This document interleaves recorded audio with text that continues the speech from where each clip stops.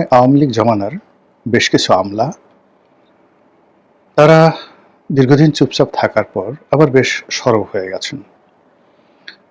যেমন ধরুন সিভিল সার্ভিসে যারা ছিলেন তাদের মধ্যে প্রধানমন্ত্রীর মুখ্য সচিব রূপে যিনি সবচেয়ে আলোচিত, সবচেয়ে সমালোচিত এবং পুরো সিভিল সার্ভিসটিকে যিনি ডমিনেট করতেন সেই মিস্টার কায়কাউস।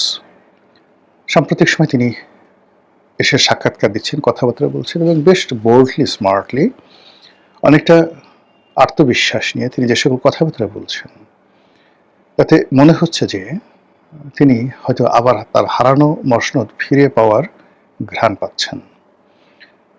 সিভিল সার্ভিসে কায়কাউস সাহেবের মতো অন্য যারা দেশে আছেন, দেশের বাইরে আছেন, এমনকি জেলখানার মধ্যে আছেন, পুলিশ বাহিনীতে যারা আছেন, তারা সবাই সাম্প্রতিক গত ১-১.৫ মাসে ভীষণ রকম তৎপর হয়ে পড়েছেন। বিশেষ করে আওয়ামী লীগ জমানার সবচেয়ে আলোচিত পুলিশ কর্মকর্তা, যেমন ধরেন বিপ্লব ছিল, তারপর মেহেদী ছিল, হারুন ছিল, তো তাদের আবার এক ধরনের যাকে বলা হয় সুনাম, সুখ্যাতি, কুখ্যাতি ছিল বিভিন্নভাবে। আমি ইন ডিটেলস আপনারা জানেন সবাই।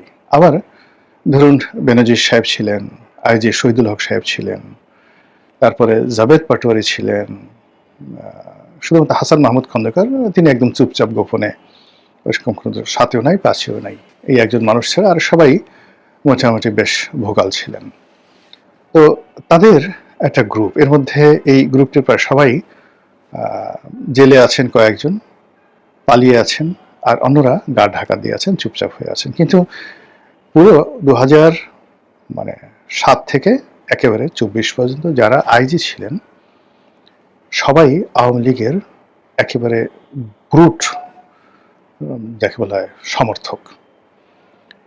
তো তাদের সবারই থানা লেভেলে, সাব ইন্সপেক্টর থেকে শুরু করে কনস্টেবল লেভেলে হাজার হাজার ভক্ত রয়েছে প্রত্যেকটা আইজির, ডিআইজির, এবং যে সকল কর্মকর্তারা চাকরিচ্যুত হয়েছেন, যেমন ধরেন ঢাকার ডিআইজি ছিল নুরুল, তারপরে চট্টগ্রামের ডিআইজি ছিলেন আনোয়ার, তারপর হারুন ডিআইজি হয়েছিলেন, বিপ্লব, তারপরে মেহেদী এর এডিশনাল ডিআইজি হয়েছিলেন সম্ভবত।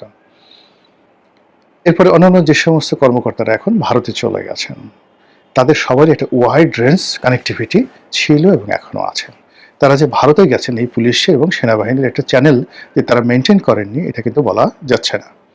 সাম্প্রতিক সময় তারা সবাই নির্ভীক এবং সাহসী, এবং তাদের যে তৎপরতা, সেই তৎপরতা সরকারের যে গোয়েন্দা সংস্থাগুলো রয়েছে সেই গোয়েন্দা সংস্থাগুলোকে রীতিমতো উদ্বিগ্ন করে তুলেছে। বিশেষ করে ডিবি মনির হিসেবে পরিচিত আওয়ামী লীগ জমানার সবচেয়ে একেবারে শেখ হাসিনার কাছের কর্মকর্তা, শেখ হাসিনার দুজন খুব কাছের কর্মকর্তা ছিলেন যাদেরকে তিনি অতিশয় স্নেহ করতেন। সামরিক বাহিনীতে ছিলেন জেনারেল জিয়াউল হাসান, আর পুলিশে ছিলেন এই যে ডিবি মনির।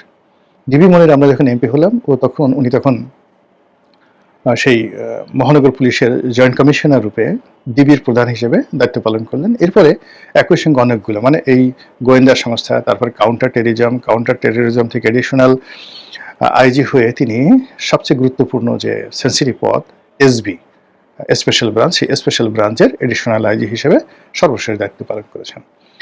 ফলে 2008 থেকে বা 9 থেকে একেবারে প্রধানমন্ত্রীর কার্যালয়, আইজির কার্যালয় এবং পুলিশের কার্যালয় থেকে ফিল্ড লেভেলে যদি সবচেয়ে প্রভাবশালী এবং কোনো রকম ইন্টারাপ্ট বদনাম, ওরকম ঘুষ দুর্নীতির বদনাম তার বিরুদ্ধে ছিল না। সাংবাদিকদের সঙ্গে তিনি খুব ভালো সম্পর্ক রক্ষা করতেন, সাধারণ মানুষের সঙ্গে তার ভালো সম্পর্ক, সবার সঙ্গে হেসে হেসে কথাবার্তা বলতেন। ব্যক্তিগতভাবে সরকারের সিদ্ধান্ত তিনি পালন করেছেন, কিন্তু ইন পার্সন কারোর সাথে খারাপ ব্যবহার করেছেন, কারো ক্ষতি করেছেন, কাউকে মামলায় ফাঁসিয়েছেন, ঠিক ওই রকম বদনাম ডিবি মনিরের মধ্যে নেই। তো সেই ডিবি মনির সাম্প্রতিক সময় তিনি যে একটা সাক্ষাৎকার দিয়েছেন, সেই সাক্ষাৎকারে অনেকগুলো একাধিক সাক্ষাৎকার তিনি দিয়ে যাচ্ছেন। ফেসবুকে তিনি বেশ সরব, ইউটিউবে বেশ সরব, এবং যে সকল প্ল্যাটফর্মগুলোতে আওয়ামী লীগের লোকজন কন্টেন্ট ক্রিয়েট করেন তাদের সাথে তিনি খোলামেলা অনেকগুলো কথা বলেছেন। সেই সকল কথায় শেখ হাসিনার ক্ষমতা হারানোর যে পূর্ববর্তী কয়েক মাসের কাহিনী, 2022-23 সালের কাহিনী যতটা খোলামেলা তিনি বলছেন, এটি বেশ চিন্তার বিষয়। তিনি বেশ দৃঢ়তার সঙ্গে যে কথাগুলো বলছেন যে এখন যে সময় বিরাজ করছে সেই সময়ে আসলে সরকারের পক্ষে মেজর কোনো অপারেশনে বা যেটাকে বলা হয় কমব্যাট অপারেশন, এই কমব্যাট অপারেশনে পুলিশ সরকারের জন্য ঝুঁকি নেবে না। তাদের অনেক